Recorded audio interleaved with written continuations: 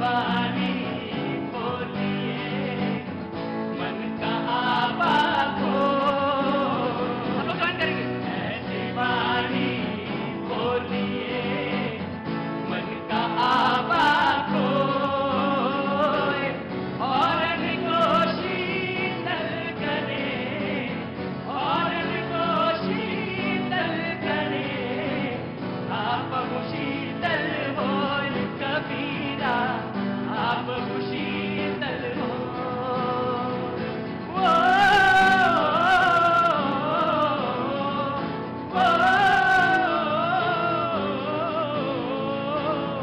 बड़ा हुआ तो क्या हुआ जैसे पेड़ खजूर।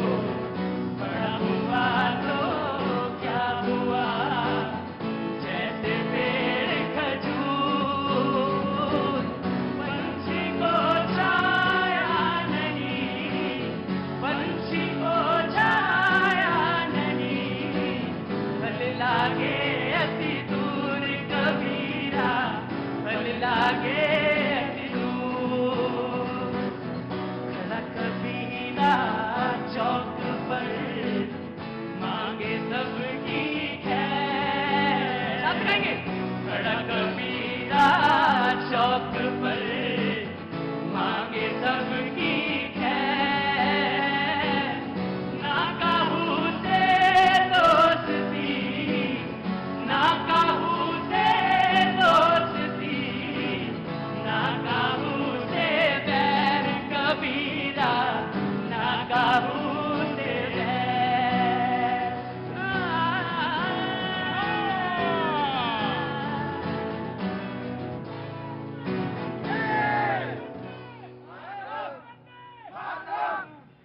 बहुत बहुत शुक्रिया तमाम सारे लोग जो आज यहाँ पे शो में मौजूद हैं, उन सब का बहुत बहुत शुक्रिया।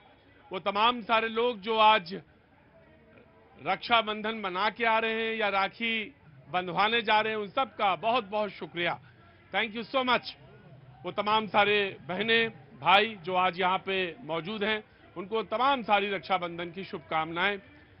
संकल्प के साथ चीजें संपन्न होती हैं, पूर्णता तभी प्राप्त करती हैं। आप सभी लोगों को बहुत बहुत शुभकामनाएं। बातचीत का सिलसिला आज भी शुरू होगा। मुंबई में गतिविधियां हैं, लेकिन खबर यह है कि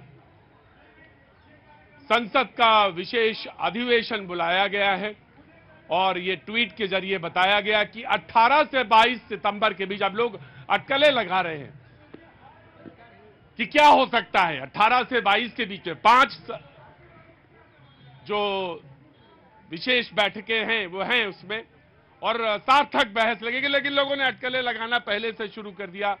ममता जी ने कहा कि मुझे तो लगता है कि नवंबर दिसंबर में लोकसभा चुनाव हो जाएंगे। नीतीश जी बोले कि मैं तो पहले ही से कह रहा हूं 7-8 महीने से कि मोदी जी चुनाव पहले ही करा देंगे। बहरहाल पहले वैसे देखा जाए तो स्टेट्स के चुनाव राजस्थान, तेलंगाना, छत्तीसगढ़, मध्य प्रदेश के होने हैं, लेकिन बीच में तमाम सारी चीजें एक्टिविटीज गतिविधियां हैं। INDIA जिसे विपक्षी इंडिया कहते हैं, उसकी बैठक चल रही है मुंबई में और मुंबई में जोरदार तरह से बातचीत चल रही है। किसी ने कहा कि संविधान बचाने के लिए हम सब एक हुए हैं।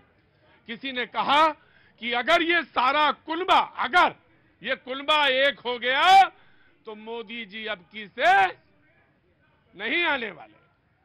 अगर ये कुनबा एक हो गया, यह आम आदमी पार्टी का बयान है कि अगर ये कुनबा एक हो गया तो अब की से मोदी जी फिर वापस नहीं आएंगे। रक्षाबंधन की बहुत बहुत शुभकामनाएं आपको। तो सवाल, इन तमाम सवाल जवाबों के बीच में भैया जी मैं आपका सबका स्वागत है। बातचीत शुरू करेंगे। कहां से आ रही हैं आप आज? हनुमान मंदिर से। सीताराम सीताराम सीताराम। सब ठीक है, सब अच्छा है। बहुत बहुत रक्षाबंधन की आप सबको बहुत बहुत शुभकामनाएं। बात जी आपको भी बहुत बहुत। जो बोलना चाहते हैं वो तो बोलेंगे ही। और जी हम बताना ये है कि आप कहां थे अभी तक? हैं? अरे आप ही के लिए प्रोग्राम रोका हुआ था। कहां से आना हुआ? मुराद बताइए कितनी दूर से आ रहे हैं, बस लेट हो गई है, गाड़ी लेट हो गई। और टीवी में देखते हैं। अच्छा, मैं वो नहीं हूँ जो देखते हैं आप, यहाँ कुछ और होते हैं, यहाँ पे तो डांट भी खा जाएंगे आप। नहीं नहीं नहीं, बहुत बहुत शुभकामनाएं बाबू, रक्षाबंधन की आपको भी और आपको भी, तमाम सारे लोगों को। बातचीत का सिलसिला शुरू करते। बाबूजी कहाँ से आए आप? बिहार मुजफ्फरपुर। बिहार मुजफ्फरपुर से। तो क्या लगता है बिहार क्या कह रहा है इस समय, ये बताइए मुझे जरा, थोड़ा अंदाजा दीजिए जरा, हम भी समझे कि क्या कह रहा है। हम कुछ समझ में नहीं आ रहा है इस बार। बिहार तो बदलाव की ओर है। बदलाव से मतलब क्या होता है? बदलाव के जो साफ साफ बोलिए, सीधा सीधा बोलिए, बिहार का आदमी है। बिल्कुल साफ है, जो वर्तमान सत्ता है, नीतीश कुमार अहंकारी हो गए हैं, उनको कुछ समझ नहीं आ रहा है कि लॉ एंड ऑर्डर पर कैसे कंट्रोल किया जाए। बाकी पूरा सुनने की जरूरत नहीं है। और इधर INDIA कह रही है कि ये लोग जो हैं निरंकुश हो गए, ये लोग अहंकारी हो गए। तो मैं तो जैसे जैसे स्टेट मिलता जाएगा हम रवानगी लेते जाएंगे। आप कहां से आए हुजूर? दरभंगा बिहार। बिहार बहुत आता है। कुछ शेर वेर लाए हो? हाँ हाँ जी, हैं MP से?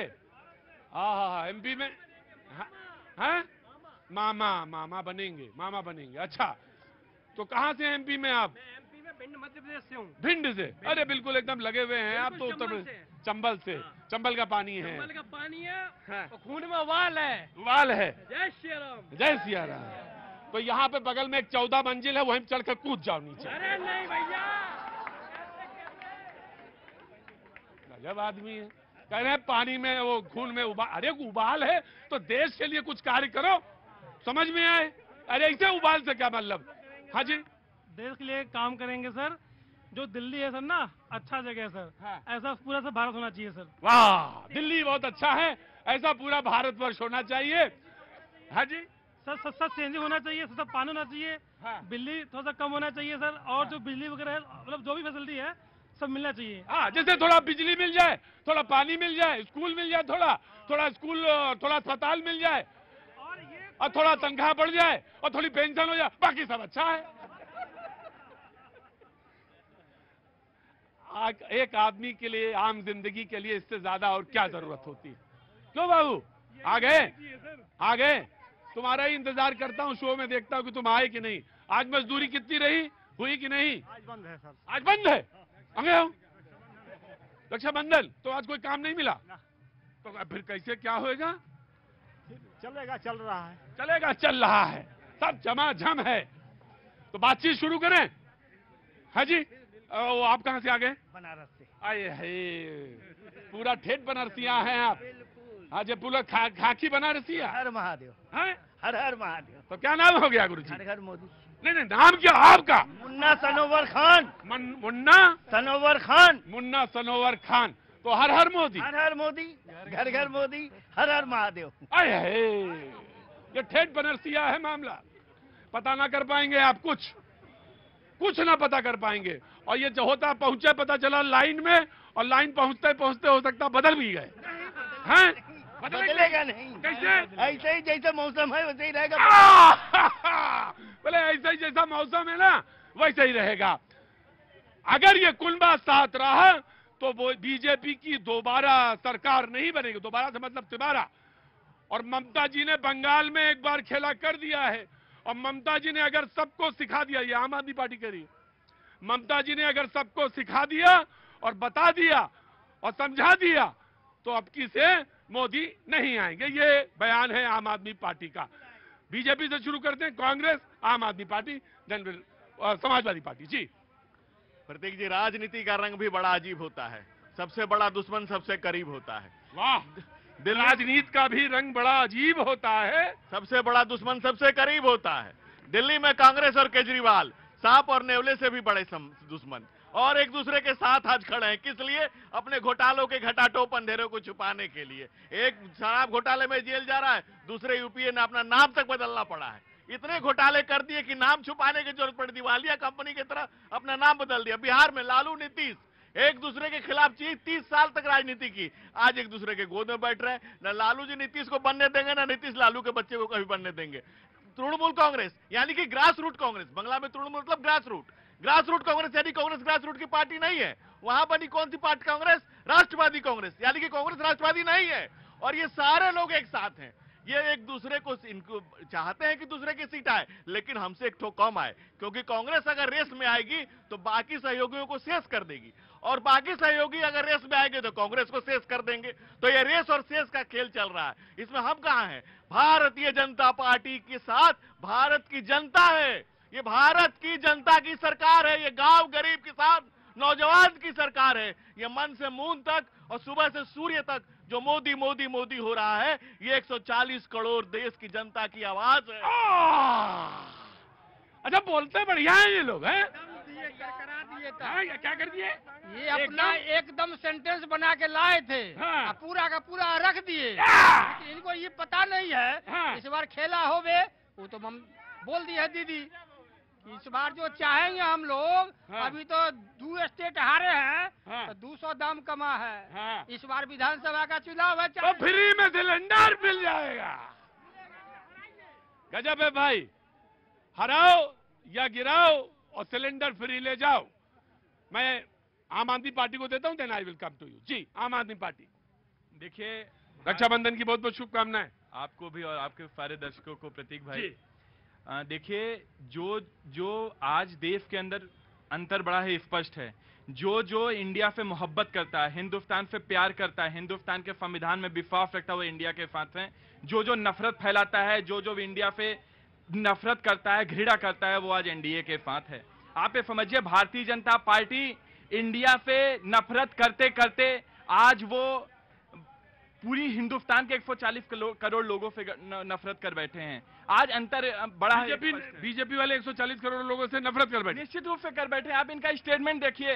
वो प्रधानमंत्री जो खुद भारत के संविधान का शपथ लेते हैं, वो प्रधानमंत्री जो इंडिया के नाम पे बहुत सारे स्कीम लेकर के आते हैं, खेलो इंडिया लेकर आते हैं, मेड इन इंडिया लेकर आते हैं, चलो इंडिया लेकर आते हैं, आज वो इंडिया का कंपैरिजन किससे करें? आतंकवादी संगठन से करें। आज इंडिया का मतलब क्या है? इंडिया का मतलब है कि गरीब बच्चों को शिक्षा मिले, गरीब लोगों को स्वास्थ्य मिले, लोगों को जो बेसिक सुविधाएं हैं, जो मूलभूत समस्याएं हैं, उनकी पूर्ति हो। लेकिन भारतीय जनता पार्टी इससे बिल्कुल ही नदारत है, बिल्कुल ही इनसे उनको वाकिफ नहीं है। इनको बोलना चाहता हूं, हाँ। इंडिया गठबंधन की बात कर रहे हैं। आपके सहयोगी दल के नेता क्या कहते हैं? भारतीय जनता पार्टी को जो वोट देता है वो राक्षसी प्रवृत्ति का है। इनके नेता सहयोगी दल के नेता कहते हैं। इन्हीं के सहयोगी दल के नेता तमिलनाडु में क्या कहते हैं? जफरुल्ला नाम है उनका।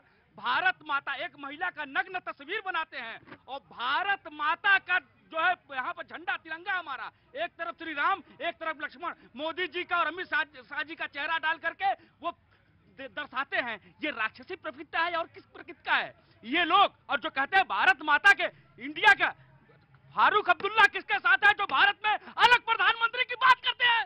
ये बताइए। वो महबूबा मुफ्ती जो कहती है कि अगर तुम 370 हटाओगे तुम्हारे तिरंगे को कोई कंधा देने वाला नहीं मिलेगा, वो किसके साथ है? तुम्हारे साथ है। ये टुकड़े टुकड़े गैंग के समर्थक, ये लोग ये देश को टुकड़े करना चाहते हैं। लेकिन हिंदुस्तान की जनता, माँ भारतीय की जनता, माँ भारतीय चिल्ला चिल्ला करके कह रही है कि यही वक्त है, यही समय है, इनको सबक सिखाओ और इनको रास्ते पर ले आओ, नहीं तो इन्हें बाप रे बाप।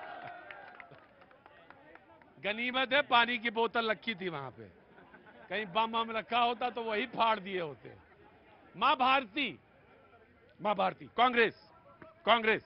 जय संविधान। प्रतीक जी, मैं ये बताना चाहती हूँ, आपने कहा जय संविधान जी, हम ये कहने की जरूरत क्यों पड़ी? ये जरूरत इसलिए पड़ी क्योंकि हम लोग जिस तरीके से संविधान को बार-बार संविधान को बचाने के लिए इंडिया गठबंधन इसीलिए बना है क्योंकि इस देश के अंदर युवाओं के सपने बिखर गए हैं। यहाँ जितने लोग खड़े हैं, क्या ये बता सकते हैं कितने लोगों को रोजगार दिया है मोदी सरकार ने? लगातार मोदी सरकार झूठ बोलती रही। तो ये जो इंडिया गठबंधन बना, ये युवाओं के लिए, ये देश के लिए बना। ये जो सपने बिखर गए थे उनको जोड़ने के लिए बना। लेकिन मैं आज एक बात कहना चाहती हूँ। देखिए, अडानी की रिपोर्ट आई, हिडनबर्ग की रिपोर्ट आई, तब भी खामोश रहे। वो मोदी जी के सहयोगी हैं अडानी जी। मैं ये पूछना चाहती हूँ, क्यों बचाना सहयोगी चाहते कैसे? हैं? उनके बहुत उनके निकट ही है, उनके तस्वीरें सबके सामने हैं, उनके मित्र हैं और ये इस बात से आप इनकार नहीं कर सकते। मित्र हैं और सहयोगी में दोनों में फर्क है। बिल्कुल, दोनों में फर्क है। वोट दोनों अलग अलग है। हाँ, रॉबर्ट तो जीजा जी के साथ भी आई है, तस्वीरें तो जीजा जी के साथ भी आई है। जीजा जी प्लेन में क्या कर रहे हैं? Adani let her complete। सहयोगी और हाँ क्या हुआ, किस पे बोलेंगे, अडानी पे बोलेंगे क्या? मैं सर मैम जो बोली है उनका जवाब देना चाहूँ। नहीं मैम अभी पूरा नहीं बोली, पहले मैम पूरा बोलेंगी उसके बाद जवाब आएंगे। सर आपकी आपत्ति मैंने ले ली और आप उसका क्लैरिफिकेशन दे सकते हैं। जी देखिए G20 की मीटिंग है, सारे नेता आ रहे हैं और पूरे देश की शाख जो है वो लगी हुई है, क्योंकि अब हम चाहते हैं कि जेपीसी की मांग हो और अडानी जी को तुरंत, क्योंकि देखिए और अगर देशों के अंदर ऐसा होता तो अडानी जी इस समय जेल में होते, लेकिन वो पैसा किसका है, वो जनता के पैसे का पैसा है और वो लगातार इस्तेमाल इस तरीके से किया जा रहा है। क्लैरिफिकेशन। देखो राहुल बाबा, अभी ये काम ना करो, विदेशियों के सामने भारती को बदनाम ना करो। जब G20 की बात आई है, दुनिया के सारे मुल्क भारत में आ रहे हैं, ये बड़ा अवसर है, इसमें आप अपने आदतों को क्यों दिखा रहे हैं? कम से कम कुछ दिनों के लिए जो इस तरह के बच्चे होते हैं उनको घर में रख लिया जाता है, जो वो फालतू बातें करते हैं। राहुल बाबा पहले से ये बातें करते हैं, इसमें नया क्या है? और अडानी की बात करें, अडानी के इस देश में 5 बड़े प्रोजेक्ट हैं। सबसे बड़ा प्रोजेक्ट कहाँ है? राजस्थान में 40,000 करोड़ का पावर प्रोजेक्ट। तो दूसरा बड़ा प्रोजेक्ट कहाँ है? छत्तीसगढ़ में कोयला निकालने का। तीसरा बड़ा प्रोजेक्ट कहाँ है? वहां पर बंगाल में पोर्ट का। चौथा बड़ा प्रोजेक्ट कहाँ है? केरल में। और 5वां बड़ा प्रोजेक्ट कहाँ है? महागाड़ी ने दिया था मुंबई में पोर्ट का। बताइए 5 में कहाँ भाजपा की सरकार है? कहाँ भाजपा की सरकार है? क्यों नहीं राहुल गांधी अपने मुख्यमंत्रियों को समझा देते हैं? क्यों नहीं ममता बनर्जी को समझा देते हैं? क्यों नहीं केरल में अपने गवर्नमेंट को समझा देते हैं? क्यों नहीं महाराष्ट्र? सिर्फ झूठ बोलने के लिए। आए बाएं समेटिए, तब तक आ रहा हूं मैं। कहाँ से आना हुआ आपका? दिल्ली से ही हूँ। क्या नाम है साहब आपका? राजेश जी, क्या काम करते हैं साहब? सर अभी तो खाली हूँ, केजरीवाल ने मेरी दुकानदारी सारी छीन ली। केजरीवाल जी ने अरे अच्छा जब मैं आता हूँ, सताए हुए हैं क्या? वो क्या है वो गाना आजकल, वो काली काली जो है, मैं समझ गया, मैं आया जी जनाब आली। हाँ क्या नाम भैया? मैं अभिनीत मल्लिक नाम है मेरा। बाबू कहाँ से आना हुआ? बिहार से सर। बिहार में कहाँ से जनाब है आली? कहाँ से आना हुआ? सुपौल से। अरे बाप रे बाप, सुपौल से एकदम बॉर्डर। बिल्कुल। बाढ़ का स्थिति क्या रहा है इस बार? सर अभी मैं बाहर हूँ, बांध से बाहर। घर का पता रखा करो। ठीक है मेरा, ठीक है। चलो बोलो। मैम ने कहा अभी कि जो है रोजगार नहीं दिया। मैं अब रोजगार के लिए सोचता ही नहीं हूँ। मैं भारत का युवा हूँ, मुझे स्टार्टअप योजना के तहत जो है मुझे एक फ्रीडम मिला है कि मैं इंजीनियरिंग लास्ट ईयर का स्टूडेंट हूँ और मैं ये कहता हूँ कि 2 साल के अंदर अपना स्टार्टअप करके दिखाऊंगा और स्टार्टअप को चला के भी दिखाऊंगा, क्योंकि मेरे पीएम ने मुझे वो छूट दी है, वो स्टार्टअप योजना दी है जिसके तहत मैं अपना स्टार्टअप चला सकता हूं। और मैं ये कहता हूं कि मैं 2 साल के अंदर अपना स्टार्टअप चला कर दिखाऊंगा और जिसके लिए मैंने प्री प्लानिंग कर ली है। क्या बात है बाबू, क्या नाम है आपका? अभिनीत मल्लिक। अभिनीत मल्लिक, बिहार से, सुपौल से आते हैं आप? बिल्कुल। तो रहते यहीं दिल्ली में? जी बिल्कुल, दिल्ली में। वोट कहाँ है आपका? वोट मेरा बिहार में। ये तमाम चीजें हैं, बिंधी हुई हैं आपस में एक दूसरे के। जी कहाँ से आना हुआ आपका? जनकपुरी दिल्ली से। क्या कर रही हैं आप? फिजियोथेरेपिस्ट से। पहले तो आपको बहुत बहुत शुभकामनाएं, आपका काम बहुत अच्छा हो, आप अपने कार्य में बहुत अच्छा हो, दक्ष हो और आपके कार्य की बहुत प्रशंसा हो। कुछ कहना चाहती हैं? हैं? कुछ बोलना चाहती हैं? नहीं? क्या अच्छा लगता है, क्या नहीं अच्छा लगता है? अच्छा सोचिए, मैं आया। समाजवादी पार्टी। जी देखिए, इस देश का इतिहास जब लिखा जाएगा तो इस देश के प्रधानमंत्री माननीय मोदी जी का नाम कमर तोड़ प्रधानमंत्री के रूप में लिखा जाएगा। ऐसा क्यों कहते हैं भाई आप? देश के सीमा पर रातों दिन जाड़ा गर्मी बरसात में अपनी जान को हथेली पर लेकर के जिस सैनिकों ने इस देश की रक्षा करती, उस सैनिकों को उन्होंने ठेके पर रख दिया, उनकी नौकरियां छीन लिया मोदी जी ने।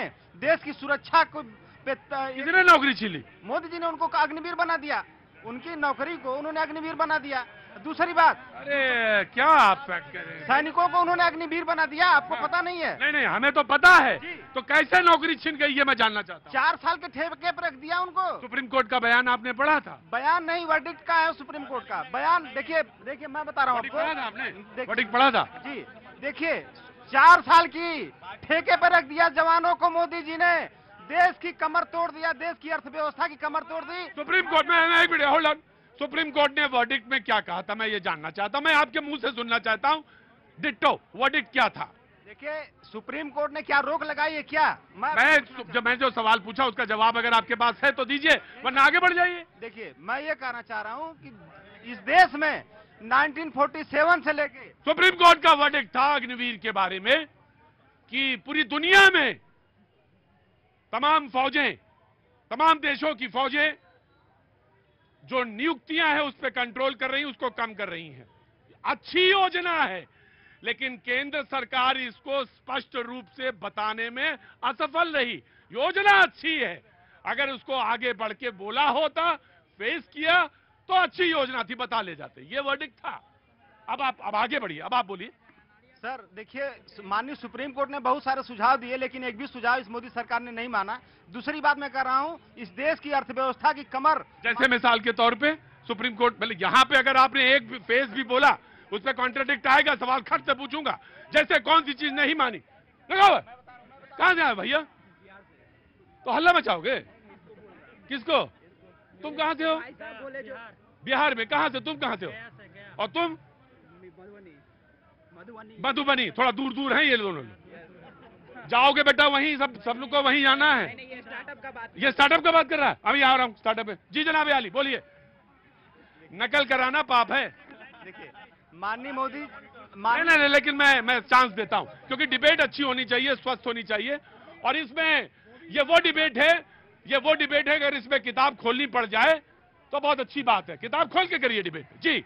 माननीय सुप्रीम कोर्ट ने महाराष्ट्र में एक हेट स्पीच का मामला आया था, उसमें माननीय सुप्रीम कोर्ट ने कहा था मोदी सरकार को, आप इस तरह के हेट स्पीचेज में कार्रवाई क्यों नहीं करते हैं। उसने सुप्रीम कोर्ट ने स्पष्ट लिखा था, this government is important and powerless. उसके बाद भी मोदी सरकार, इम्पोर्टेंट शब्द का इस्तेमाल किया। मैं आपको इंडियन एक्सप्रेस की न्यूज दिखा दूंगा, you can find it in Google news. Important and powerless, government ने, माननीय सुप्रीम कोर्ट ने इम्पोर्टेंट एंड पावरलेस कहा मोदी सरकार को। पावरलेस एंड इम्पोर्टेंट शब्द। जी, मैं दोनों लोग क्लैरिफिकेशन लूंगा। जी प्रतीक जी, मैं तो बड़ा आश्चर्यचकित हूँ। खैर इनसे उम्मीद भी और क्या कर सकता हूँ, जिनके शीर्ष नेतृत्व का ही जो विचार, चाहे वो मतलब बच्चियों पर बलात्कार को लेकर हो या तमाम जो है संस्कृति को लेकर हो, इनसे और उम्मीद कुछ की भी नहीं जा सकती है। अगर आप सुप्रीम कोर्ट के किसी वर्डिक्ट की बात करते हैं तो एटलीस्ट उसको पढ़ के तो आइए। अभी तमाम जो बातें कहे जा रहे हैं, जो अभी रोजगार की बात की, तो मैं थोड़ा देशवासियों का ध्यान थोड़ा पूर्व में आकर्षित करना चाहता हूं कि कैसे ये लोग जो है, जो ब्रिटिशर्स की जो पॉलिसी है उसको अपनाने का प्रयास कर रहे हैं। जो 300 वर्ष पूर्व, अब आप सब पढ़े लिखे, 180 से लेकर 1480 तक जो है हमारा जो देश नंबर 1 पोजीशन होल्ड करता था अर्थव्यवस्था के मामले में। जो हम क्यों पीछे आए? क्योंकि जो हमारा नैरेटिव था अर्थव्यवस्था को लेकर, जो रोजगार जो की बड़ी बात करते हैं ना, ये जो वो क्या था कि उत्तम व्यापार, मध्यम खेती और नीच चाकरी, ये डिस्कोर्स होता था हमारे मूल अर्थव्यवस्था का। ब्रिटिशर्स ने आके उसको टारगेट किया। उन्होंने क्या कहा? उत्तम चाकरी, मध्यम खेती और नीच व्यापार। तो उन्होंने प्रमोट किया कि नौकरी करो, नौकरी करो, नौकरी करो। ये बड़े हिमायती हैं। जितने भी टॉप 10 डेवलप कंट्रीज हैं, जरा कितने जो वहां पे एम्प्लॉयमेंट है उसका डेटा दिखाते हैं।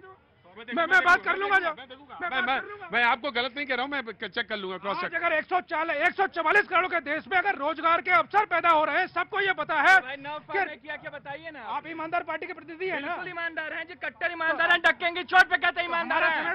हम लोग भ्रष्टाचारी को अपने पार्टी में नहीं लेते। अगर तुम चोरी करो तो हमारे रूम में आकर करो, हमारे दल में आकर करो। आज देश की जनता कह रही 9 सालों में आपने क्या किया? आज इंडिया के पास नीति है, नियत है, नेता है। एक आज एनडीए के पास ऐसा प्रधानमंत्री है, एक प्रतीक भाई सुनिएगा, एक ऐसा प्रधानमंत्री है जो बोलने की हिम्मत नहीं करता। हमारे महिला और बहन की बेटियों की इज्जत लूटा जाता है।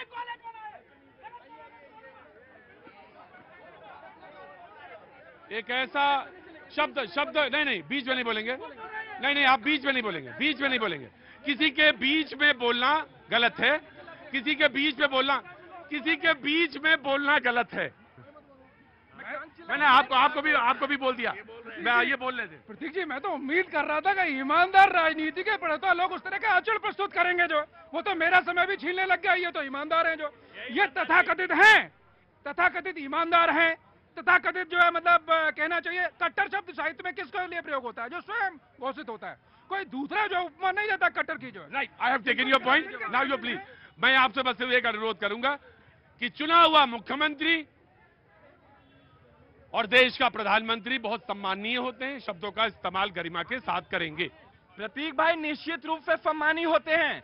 जितना रेस्पेक्ट मुझे अरविंद केजरीवाल जी के लिए है, उतना रेस्पेक्ट देश के प्रधानमंत्री नरेंद्र मोदी जी के लिए है। लेकिन देश का युवा होने के कारण, एक आम आदमी पार्टी का प्रवक्ता होने के कारण नहीं, लेकिन देश का युवा होने के कारण मुझे भी दर्द है, पीड़ा है। छोड़ दीजिए कौन से पार्टी का, मैं कौन से पार्टी को हूँ। आज इंडिया और एनडीए का अलायंस हुआ है। आज आखिर ये जानने की जरूरत है इंडिया का आखिर गठबंधन क्यों हुआ। आज अलग अलग विचारधारा रखने वाली पार्टी इकट्ठे क्यों हुई। इकट्ठे इसलिए देश के अंदर एक घोषित आपातकाल चल रहा है। देश के अंदर जो भी भारतीय जनता पार्टी के केंद्र सरकार के खिलाफ बोलने की हिम्मत करता है उसको जेल में डाल दिया जाए। मैं यही बात जानना चाहता हूं कि जब यह सरकार बनेगी, मिसाल के तौर पे INDIA की, तो सावरकर को क्या कहेंगे आप और बाकी शिवसेना। सावरकर के मुद्दे पे आपका क्या स्टैंड होगा, ये मैं जानना चाहता हूं। मैं बता रहा हूं, अगर मैं उस पर आपकी जवाब दे दूंगा। पिछले 9 सालों में भारतीय जनता पार्टी की केंद्र सरकार ने अगर 2014 में जो वादा किया था, 2019 में जो वादा किया था, मैं चुनौती देता हूं। अगर आपके अंदर हिम्मत है, ताकत है, देश की जनता के सामने आइए, बोलिए 14 हमने ये वादा किया था इसलिए वोट दीजिए। आपने बोला था 2 करोड़ रोजगार। मैंने सवाल किया कि अगर आपकी सरकार बनी INDIA की, तो सावरकर को लेकर आपका स्टैंड क्या होगा और आपका स्टैंड क्या होगा। इसका जवाब देती हूँ। देखिए, बात यहाँ मुद्दा जो है सावरकर का नहीं अरे भाई देखिए, ऐसे नहीं, आराम से, ये अपने ही हैं, कोई पराये नहीं है जी। मुद्दा सावरकर का नहीं होगा, मुद्दा होगा रोजगार का। मुद्दा विचारधारा का नहीं होगा। मुद्दा होगा क्योंकि 15 लाख जब देश के प्रधानमंत्री, तो हर आदमी अलग अलग भागेगा। घोड़ा एक तरफ चलेगा या अलग अलग दिशाओं में चलेगा। झूठ बोलते हैं सबके सामने, युवाओं को बरगलाने की कोशिश करते हैं, तब कोई सवाल नहीं पूछता, तब मीडिया कहाँ चुप हो जाता है। मीडिया को ये सवाल पूछना चाहिए कि 15 लाख क्यों नहीं आए अकाउंट में, लेकिन वही हमारी सरकार बनती है। मुझे बताइए कि 15 लाख अकाउंट में क्यों आने चाहिए हमारे। वादा क्यों करते हैं, वादा और इरादे में यही फर्क है। कांग्रेस नहीं, मैं आपसे पूछता हूँ कि आप 15 लाख अगर हमको देंगे आपको, तो आप ले लेंगी क्या। हमने 2000 का वादा किया, वादा नहीं था कांग्रेस का, इरादा था, इसलिए पूरा किया। मैं आपसे पूछता हूँ, अब आ गया, एक मिनट, वन बाई वन एक करके। बहन जी, पहले तो बहुत बहुत शुभकामनाएं रक्षाबंधन की। आपको भी कहाँ से आना हुआ आपका? ऑस्ट्रेलिया रहती हैं, तो पहले तो बहुत बहुत शुभकामनाएं, और देश घूमिए। और यहीं आना जाना रहता है आपका ऑस्ट्रेलिया से? मैं हूँ यहीं की। हाँ, वो तो मैं समझ गया, आप यहीं की हैं, वो मुझे पहचानने में देर थोड़ी। हाँ, मैं समझ गया। तो कैसे, कब आई आप यहाँ? मैं 1 तारीख को आई। 1 तारीख को रुके भाई, बिहार वाले रुके, अभी ऑस्ट्रेलिया वाले बोलेंगे। हल्ला न मचाओ। तुम हो अभी सहरसा के, पहले के मेलबोर्न वाले, फिर सहरसा वाले जी। कहाँ पे, ऑस्ट्रेलिया में कहाँ से हैं आप? वैसे मैं आपको बता दूं कि मैं भी बिहार से हूँ।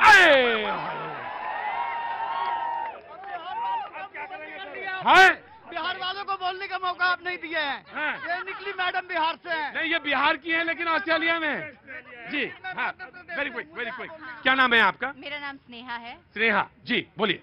क्या पूछना चाहते हैं आप? मैं पूछना कुछ नहीं चाहता हूँ, मैं पूछता किसी से कुछ नहीं हूँ। इतनी देर डिबेट पे जो रहता है वो अपनी बात, आप ऑस्ट्रेलिया में रहती हैं, प्रधानमंत्री के बारे में, देश की औरा के बारे में, महिमा के बारे में, देश का क्या स्थिति है उसके बारे में, क्या रिफ्लेक्शन वहां आप देखती हैं इतने दूर बैठ के, देश को कैसे लिया जा रहा है, इन सारी चीजों पे आपका क्या विचार? मैं एक पॉइंट ऑफ व्यू। भाई 1 मिनट रुको जी। मम्मी सुनो। एक पॉइंट ऑफ व्यू पहले तो मैं देती हूँ कि जहां से हम लोग देख रहे हैं, दूर देश से अगर इंडिया को देखा जा रहा है तो किस तरीके से देखा जा रहा है। मोदी जी ने अपना एक अलग रुतबा बनाया है, हमारे कंट्री को एक अलग वजूद दिया है, जिसके लिए मोदी जी को लाना चाहिए। पहली बात, ये बात तो हो गई पहली बात जो मोदी जी की तरफ से है। जो दूसरे दूर से जो कंट्रीज अभी हमें देख रही है और जो हमको पहले देखती थी, उसमें अब तब में और अब में बहुत फर्क है, all because of Modi ji. क्योंकि मोदी जी ने हम लोगों को एक पहचान देना शुरू कर दिया है बहुत पहले ही, जो अब लोग देखना शुरू कर रहे हैं। लोग पहले महंगाई को देखते थे, आपको याद होगा मेरे से पहले भी इंटरव्यू आपका हुआ था, तब मैंने महंगाई की बात, आप पहले आई हैं यहाँ? आपसे बात हुई थी मेरी। अब मैं बूढ़ा हो चुका हूँ, मुझे याददाश्त कमजोर है मेरी। लेकिन तब बात अलायंस की नहीं थी, अब बात अलायंस की चल रही है। आपको अलायंस के बारे में बात करना है तो आप इससे पूछिए। अच्छा, वो परिवार है, कहने लगे कि देखिए यहाँ से कानपुर आ गया स्टेशन, यहाँ तक मैं बोलूंगी, अब इसके बाद मेरे पति से पूछिए। और एक एक करके भाई है, आओ भाई आगे आओ, मम्मी भैया जी आगे आओ जी। कहाँ रहते हैं आप? दिल्ली में ही रहते हैं। हाँ बोलिए जल्दी, वेरी क्विक। गुंजन पराशर नाम हुआ मेरा। गुंजन जी बहुत बहुत स्वागत है आपका जी। मम्मी जी भी बोलेंगे आज?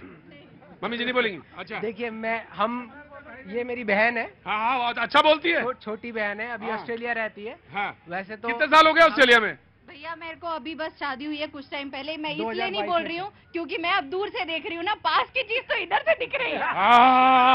वेरी क्विक पराशर साहब। देखिए हमारे साथ ये है कि अब जो महंगाई जो 200 रुपए घटाए जा रहे हैं, ये पिछले 2019 में क्यों नहीं घटाए गए? दोनों ऑपोजिट है। वो बीजेपी की सपोर्टर है, मैं उसी घर में रह करके मैं ना कांग्रेस का। मम्मी जी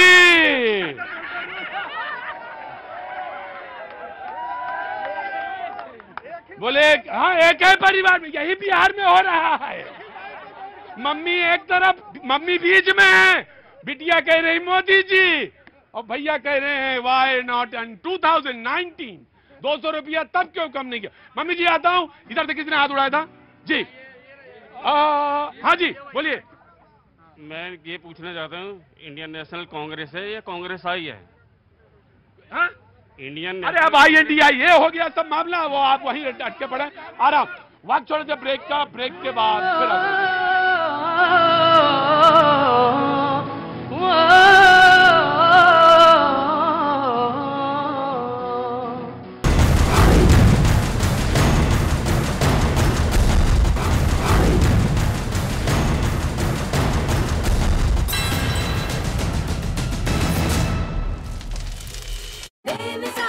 खिलौनों की तरह बहती नजर आई।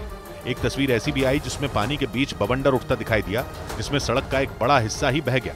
कई इलाकों में पानी इतना ज्यादा भर गया कि वहां लोग फंस गए, जिन्हें निकालने के लिए वहां की रेस्क्यू टीम दिन रात का फर्क भुलाकर जुट गई।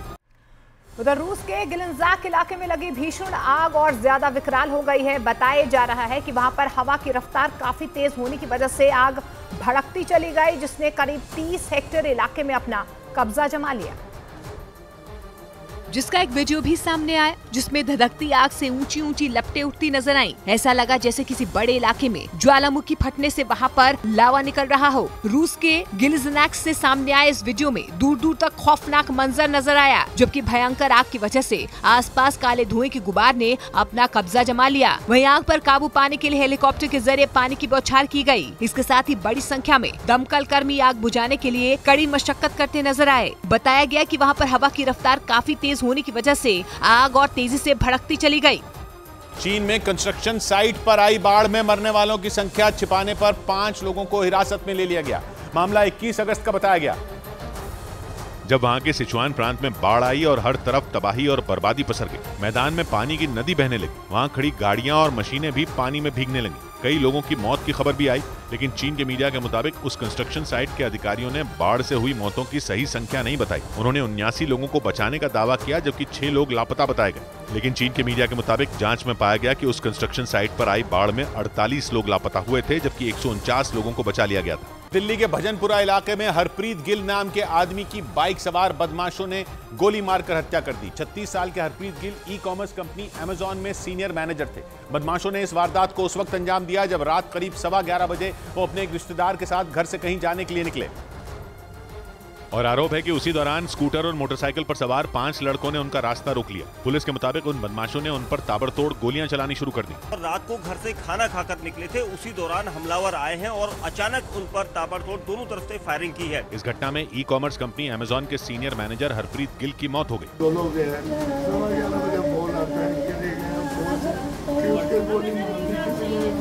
जबकि हरप्रीत के रिश्तेदार गोविंद गोली लगने से घायल हो गए, जिन्हें अस्पताल में भर्ती कराया गया। लेकिन हरप्रीत की मौत की खबर मिलते ही उनके घर में कोहराम मच गया। उधर नैनीताल में बम विस्फोट की धमकी देने वाले आदमी को पुलिस ने गिरफ्तार कर लिया है। जानकारी के मुताबिक पुलिस ने धमकी देने वाले आदमी को आंध्र प्रदेश से हिरासत में लिया,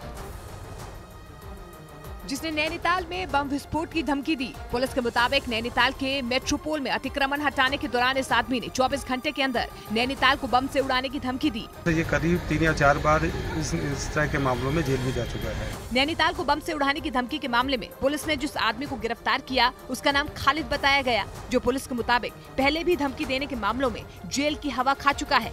दिल्ली के भजनपुरा में अमेजॉन के मैनेजर हरप्रीत सिंह की हत्या से जुड़ा एक सीसीटीवी वीडियो भी सामने आया, जिसमें घटना वाली जगह से कुछ लोग भागते दिखाई दिए।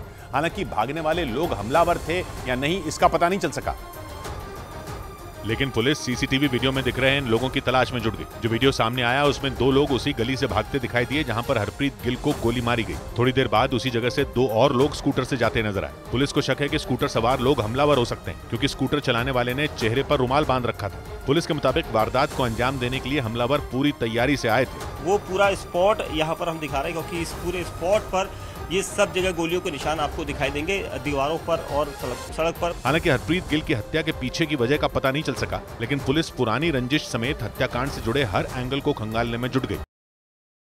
पुलिस सूत्रों ने अमेजॉन के मैनेजर हरप्रीत गिल की हत्या के पीछे माया गैंग के गुर्गों के होने का दावा किया। हालांकि दिल्ली पुलिस ने इस गैंग और इससे जुड़े गुर्गों पर कुछ भी कहने से इनकार कर दिया, लेकिन पुलिस सूत्रों का दावा है कि माया गैंग के गुर्गों ने ही हरप्रीत गिल की गोली मारकर हत्या कर दी। पुलिस के मुताबिक ये घटना तब हुई जब हरप्रीत अपने रिश्तेदार गोविंद के साथ किसी काम के सिलसिले में घर से निकले थे। पुलिस सूत्रों का दावा है कि रास्ते में उनकी मामूली बात पर 5 बदमाशों के साथ लड़ाई हो गई और इसी वजह से उन बदमाशों ने हरप्रीत के सिर में गोली मार दी। हालांकि पुलिस ने इस पर कुछ भी कहने से इनकार कर दिया। मैं किसी एक पर्टिकुलर क्रिमिनल का नाम या गैंग का नाम लेना नहीं चाहूंगा इसमें। It is still open to investigation. Police सूत्रों का दावा है कि बदमाशों ने टारगेट करके हरप्रीत को सिर में गोली मारी। मतलब हरप्रीत की हत्या करने के लिए बदमाश पूरी तैयारी से आए थे। उधर उत्तर प्रदेश के संभल में उस वक्त हड़कंप मच गया जब एक डॉक्टर ने वकील की पिटाई कर दी, जिसका वीडियो वायरल होने पर बड़ी संख्या में वकील जिला अस्पताल पहुंच गए, जहां उन्होंने वकील की पिटाई का जमकर विरोध किया। घटना के वायरल हुए वीडियो में पहले तो डॉक्टर और वकील के बीच कहासुनी होती नजर आई, जिसके बाद उस डॉक्टर ने वकील को थप्पड़ जड़ दिया और फिर उसे धक्का दिया, जिसकी वजह से वकील का बैलेंस बिगड़ गया और वो दीवार से टकरा गया। इसके खिलाफ पुलिस में शिकायत दर्ज करवाई गई। घटना के संबंध में वीडियो तथा साक्ष्यों के आधार पर विधिक कार्रवाई की जाएगी।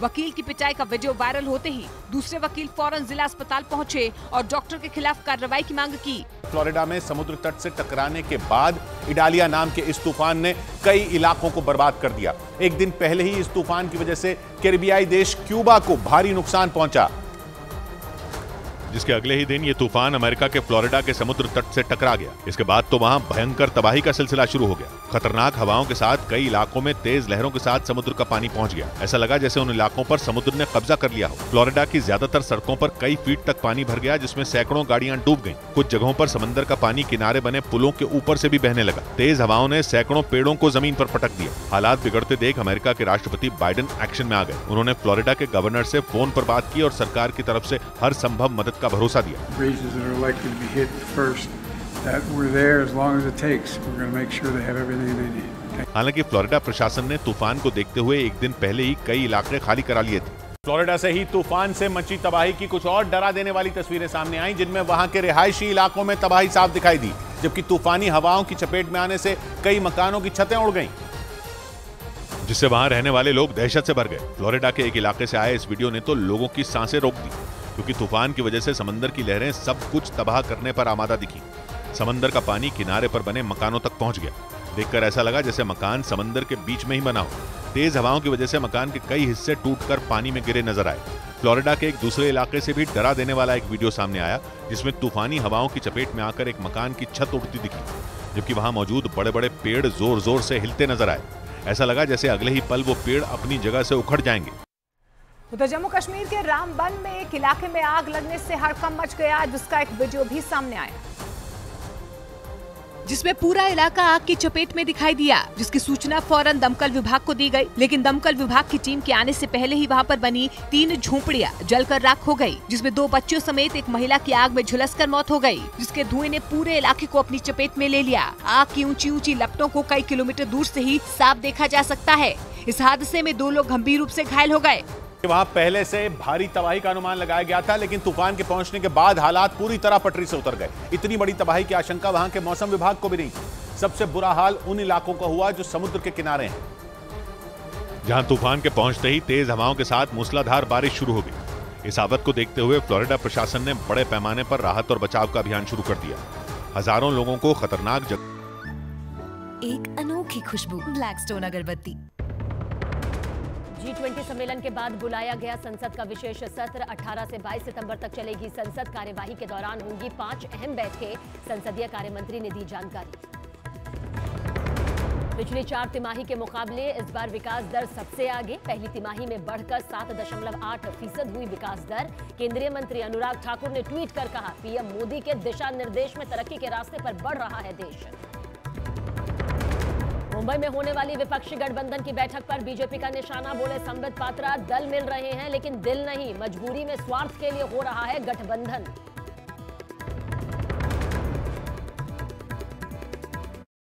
सुरक्षित जगह पहुंचाया गया।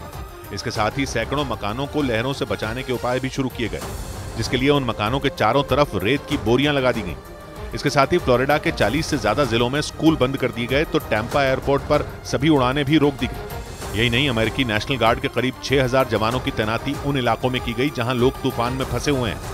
तुर्की के एर्जिनजन प्रांत में भारी बारिश के बाद सड़कों पर सैलाब आ गया। वहां की नदियों में उफान आ गया और हर तरफ कोहराम मच गया, जिसकी रोंगटे खड़े कर देने वाली कई तस्वीरें सामने आई, जिसमें पानी कई फीट ऊपर उठकर सड़कों और रिहायशी इलाकों में धावा बोलता नजर आया। लोग डर कर भागने लगे। भारी बारिश की वजह से वहां की नदियों का पानी अपनी हदें तोड़कर सब कुछ निगलने को बेताब दिखा।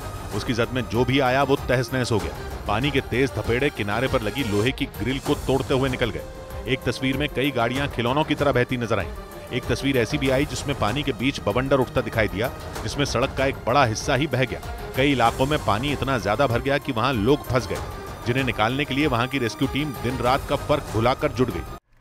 उधर रूस के गिलनजाक इलाके में लगी भीषण आग और ज्यादा विकराल हो गई है। बताया जा रहा है कि वहां पर हवा की रफ्तार काफी तेज होने की वजह से आग भड़कती चली गई, जिसने करीब 30 हेक्टेयर इलाके में अपना कब्जा जमा लिया, जिसका एक वीडियो भी सामने आया जिसमें धधकती आग से ऊंची ऊंची लपटें उठती नजर आईं। ऐसा लगा जैसे किसी बड़े इलाके में ज्वालामुखी फटने से वहां पर लावा निकल रहा हो। रूस के गिलिज़नैक्स से सामने आए इस वीडियो में दूर दूर तक खौफनाक मंजर नजर आया, जबकि भयंकर आग की वजह से आसपास काले धुएं की गुबार ने अपना कब्जा जमा लिया। वहीं आग पर काबू पाने के लिए हेलीकॉप्टर के जरिए पानी की बौछार की गयी। इसके साथ ही बड़ी संख्या में दमकल कर्मी आग बुझाने के लिए कड़ी मशक्कत करते नजर आए। बताया गया कि वहाँ पर हवा की रफ्तार काफी तेज होने की वजह से आग और तेजी से भड़कती चली गई। चीन में कंस्ट्रक्शन साइट पर आई बाढ़ में मरने वालों की संख्या छिपाने पर 5 लोगों को हिरासत में ले लिया गया। मामला 21 अगस्त का बताया गया, जब वहां के सिचुआन प्रांत में बाढ़ आई और हर तरफ तबाही और बर्बादी पसर गई। मैदान में पानी की नदी बहने लगी। वहां खड़ी गाड़ियां और मशीनें भी पानी में भीगने लगी। कई लोगों की मौत की खबर भी आई, लेकिन चीन के मीडिया के मुताबिक उस कंस्ट्रक्शन साइट के अधिकारियों ने बाढ़ से हुई मौतों की सही संख्या नहीं बताई। उन्होंने 79 लोगों को बचाने का दावा किया, जबकि 6 लोग लापता बताए गए। लेकिन चीन के मीडिया के मुताबिक जांच में पाया गया कि उस कंस्ट्रक्शन साइट पर आई बाढ़ में 48 लोग लापता हुए थे, जबकि 149 लोगों को बचा लिया गया था। दिल्ली के भजनपुरा इलाके में हरप्रीत गिल नाम के आदमी की बाइक सवार बदमाशों ने गोली मारकर हत्या कर दी। 36 साल के Harpreet Gill e-commerce company Amazon में सीनियर मैनेजर थे। बदमाशों ने इस वारदात को उस वक्त अंजाम दिया जब रात करीब 11:15 बजे वो अपने एक रिश्तेदार के साथ घर से कहीं जाने के लिए निकले, और आरोप है कि उसी दौरान स्कूटर और मोटरसाइकिल पर सवार 5 लड़कों ने उनका रास्ता रोक लिया। पुलिस के मुताबिक उन बदमाशों ने उन पर ताबड़तोड़ गोलियां चलानी शुरू कर दी। और रात को घर से खाना खाकर निकले थे, उसी दौरान हमलावर आए हैं और अचानक उन पर ताबड़तोड़ दोनों तरफ से फायरिंग की है। इस घटना में ई-कॉमर्स कंपनी अमेजॉन के सीनियर मैनेजर हरप्रीत गिल की मौत हो गई।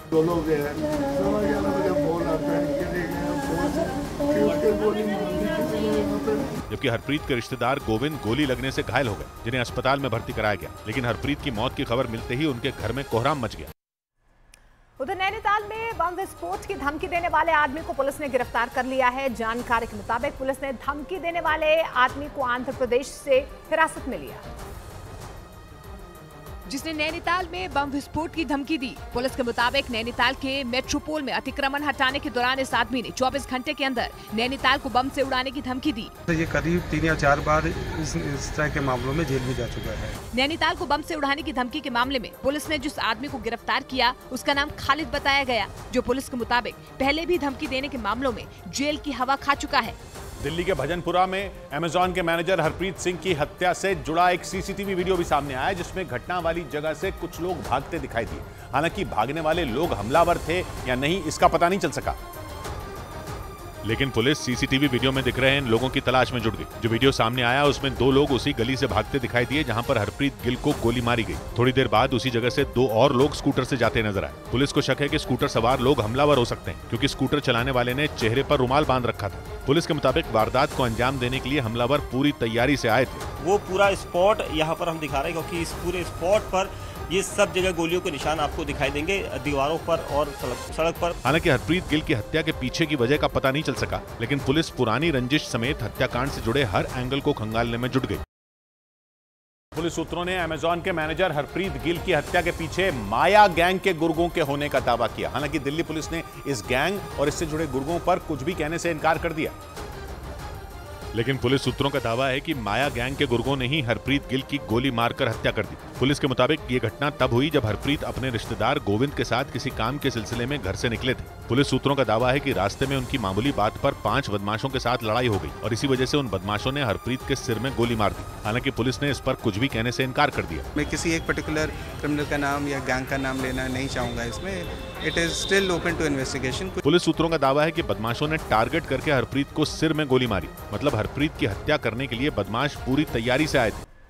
उधर उत्तर प्रदेश के संभल में उस वक्त हड़कंप मच गया जब एक डॉक्टर ने वकील की पिटाई कर दी, जिसका वीडियो वायरल होने पर बड़ी संख्या में वकील जिला अस्पताल पहुंच गए, जहां उन्होंने वकील की पिटाई का जमकर विरोध किया। घटना के वायरल हुए वीडियो में पहले तो डॉक्टर और वकील के बीच कहासुनी होती नजर आई, जिसके बाद उस डॉक्टर ने वकील को थप्पड़ जड़ दिया और फिर उसे धक्का दिया, जिसकी वजह से वकील का बैलेंस बिगड़ गया और वो दीवार से टकरा गया। इसके खिलाफ पुलिस में शिकायत दर्ज करवाई गई। घटना के संबंध में वीडियो तथा साक्ष्यों के आधार पर विधिक कार्रवाई की जाएगी। वकील की पिटाई का वीडियो वायरल होते ही दूसरे वकील फौरन जिला अस्पताल पहुंचे और डॉक्टर के खिलाफ कार्रवाई की मांग की। फ्लोरिडा में समुद्र तट से टकराने के बाद इडालिया नाम के इस तूफान ने कई इलाकों को बर्बाद कर दिया। एक दिन पहले ही इस तूफान की वजह से कैरिबियाई देश क्यूबा को भारी नुकसान पहुंचा, जिसके अगले ही दिन ये तूफान अमेरिका के फ्लोरिडा के समुद्र तट से टकरा गया। इसके बाद तो वहां भयंकर तबाही का सिलसिला शुरू हो गया। खतरनाक हवाओं के साथ कई इलाकों में तेज लहरों के साथ समुद्र का पानी पहुंच गया। ऐसा लगा जैसे उन इलाकों पर समुद्र ने कब्जा कर लिया हो। फ्लोरिडा की ज्यादातर सड़कों पर कई फीट तक पानी भर गया, जिसमें सैकड़ों गाड़ियां डूब गईं। कुछ जगहों पर समंदर का पानी किनारे बने पुलों के ऊपर से भी बहने लगा। तेज हवाओं ने सैकड़ों पेड़ों को जमीन पर पटक दिया। हालात बिगड़ते देख अमेरिका के राष्ट्रपति बाइडेन एक्शन में आ गए। उन्होंने फ्लोरिडा के गवर्नर से फोन पर बात की और सरकार की तरफ से हर संभव मदद का भरोसा दिया। Regions that are likely to be hit first, that we're there as long as it takes. We're going to make sure they have everything they need. हालांकि फ्लोरिडा प्रशासन ने तूफान को देखते हुए एक दिन पहले ही कई इलाके खाली करा लिए थे। फ्लोरिडा से ही तूफान से मची तबाही की कुछ और डरा देने वाली तस्वीरें सामने आईं, जिनमें वहां के रिहायशी इलाकों में तबाही साफ दिखाई दी, जबकि तूफानी हवाओं की चपेट में आने से कई मकानों की छतें उड़ गईं, जिससे वहां रहने वाले लोग दहशत से भर गए। फ्लोरिडा के एक इलाके से आए इस वीडियो ने तो लोगों की सांसें रोक दी, क्योंकि तूफान की वजह से समंदर की लहरें सब कुछ तबाह करने पर आमादा दिखी। समंदर का पानी किनारे पर बने मकानों तक पहुंच गया। देखकर ऐसा लगा जैसे मकान समंदर के बीच में ही बना हो। तेज हवाओं की वजह से मकान के कई हिस्से टूटकर पानी में गिरे नजर आए। फ्लोरिडा के एक दूसरे इलाके से भी डरा देने वाला एक वीडियो सामने आया, जिसमें तूफानी हवाओं की चपेट में आकर एक मकान की छत उड़ती दिखी, जबकि वहां मौजूद बड़े बड़े पेड़ जोर जोर से हिलते नजर आए। ऐसा लगा जैसे अगले ही पल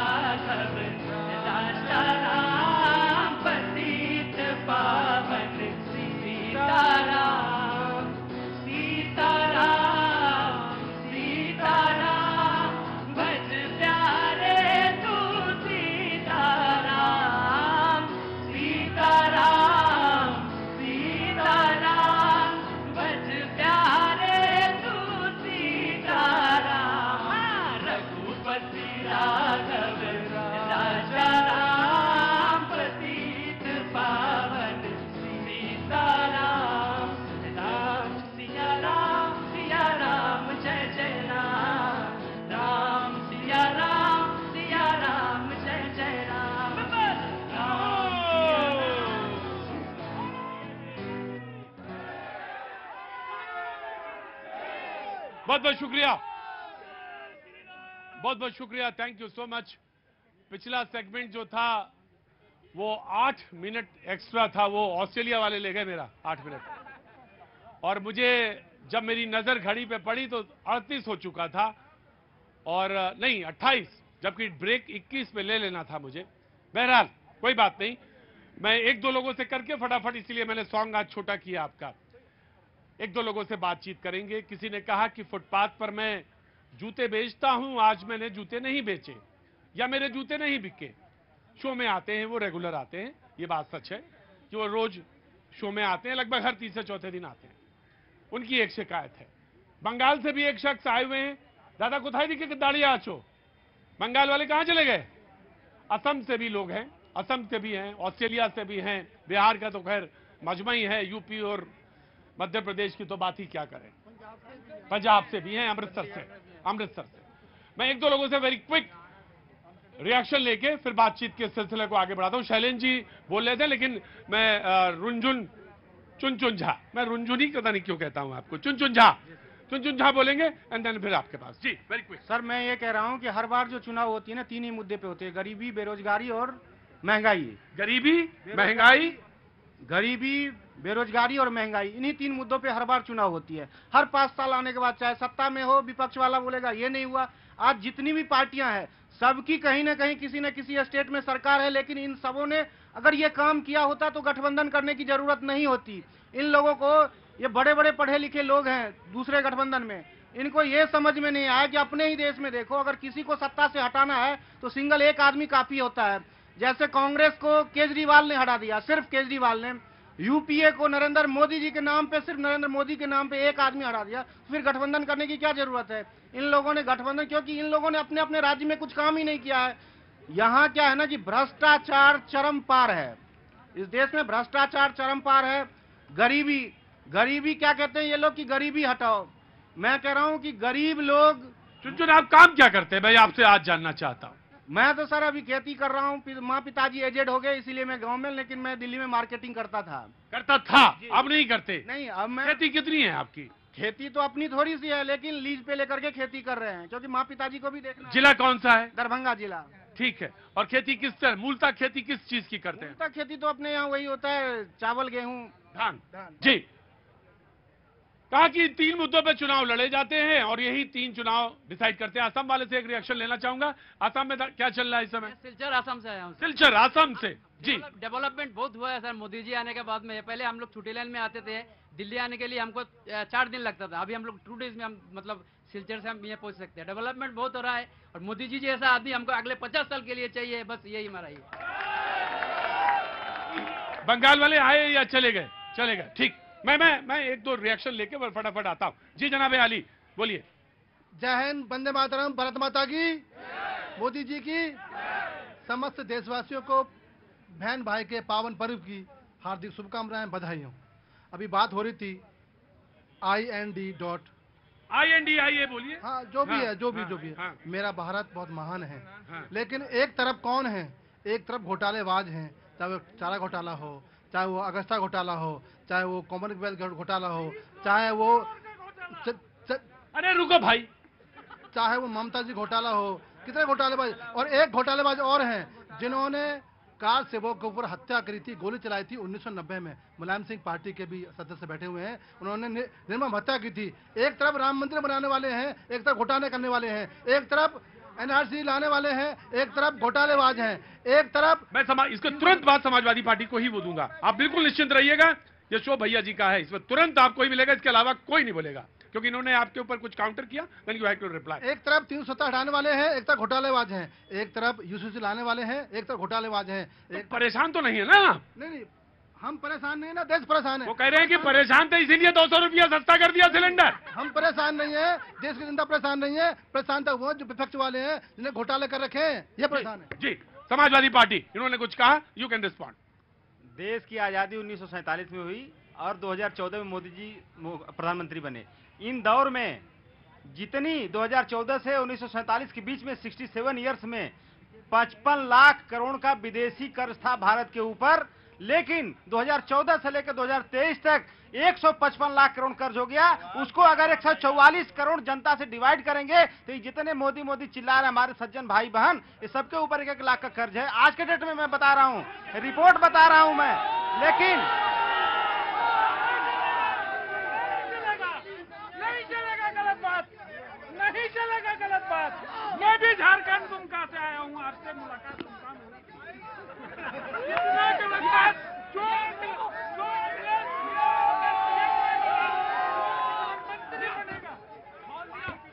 देखिए नहीं, अरे रुकिए, आगे जाइए, आप आगे जाइए जी। अरे रुकिए भाई साहब जी। ये देखिए, मोदी जी ने देश में एक नया काम किया है।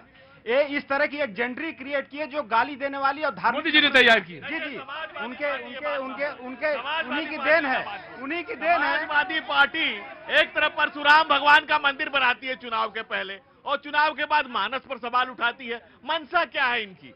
इनके स्वर्गीय पिताजी बड़े नेता मुलायम सिंह जी ने कहा था कि मेरा बेटा नालायक निकल गया। मन से कहा था, मैं नहीं कह रहा हूं, मन से कहा था कि न मेरा हुआ न चाचा का हुआ, ये देश का क्या होगा। ये मुलायम सिंह जी ने खुले मन से कहा था। मैं उनको बड़े सम्मान कर रहा हूं।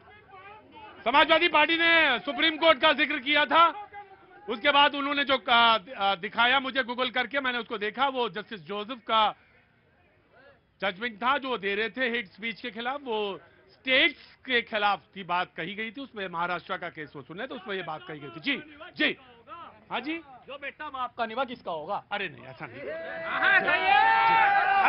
अरे ऐसे नहीं बोलते, ऐसे नहीं बोलते। हाँ जी सर बोल रहे थे, मैं ये कहना चाहता हूँ, वो जो टंकियों वाला एक कांड हुआ था। कौन वाला? टंकी कोई टंकियां गायब हुई थी कहीं से। कौन टंकी? जो पानी की टंकियां थी कहीं से चली गई। हाँ? अरे याद है? हाँ, प्रतीक जी, मैं बड़ा हैरान था, ये लोग बार बार कह रहे हैं इंडिया जीतेगा, इंडिया जीतेगा। भाई मान लिया मैंने, मैं ये पूछ नहीं, व्यक्तिगत आलोचना नहीं, किसी की नहीं।